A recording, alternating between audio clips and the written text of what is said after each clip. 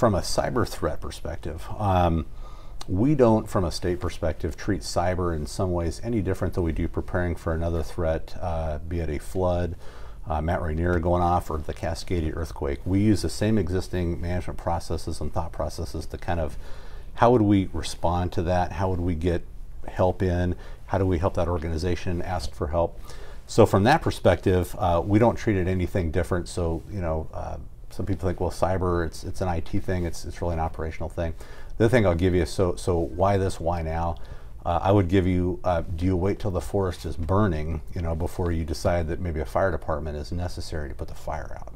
So do we wait till the country is melting down in a cyber, you know, emergency, and then decide, well, maybe we should have a team come in and sort of help, you know, reconstitute some things. So this is really, from a Kilmer's perspective, forward-looking and building the fire department in advance of the fire that we know is going to happen at some point in the future. We know it's going to happen. And people can understand a wildfire, but say, I mean, this affects a cyber threat, could be anything from affecting electricity or electrical grid to our voting systems to, I mean, kind of name the range. So sure. So the threats that we're worried about, I honestly am not worried about your 16-year-old hacker drinking Monster in, you know, his mother's basement. That's what I'm not worried about, that person stealing, you know, credit card numbers. I'm really worried about somebody that gets into our electrical grid and does not give it up. They hold it at risk to cause different things to happen within the country. Our election system is a great example. If somebody can go in there and cause doubt within areas of, are the voter registration rules correct?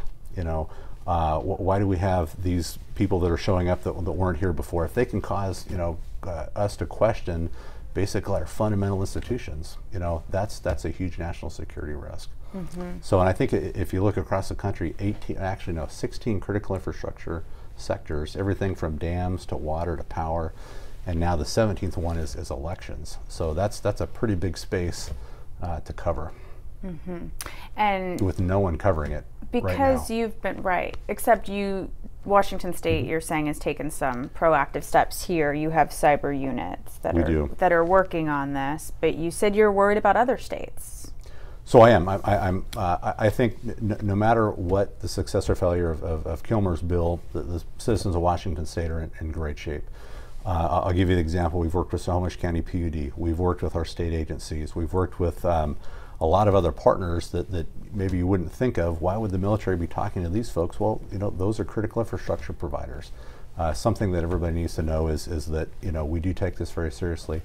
But from a very strategic level across the country, I'm just worried about folks that don't have something, because again, your average attacker is not going to go where, you know, there's a lot of guns and defenses. You know, they're going to find the state that doesn't have something, that shares maybe a common system with our state.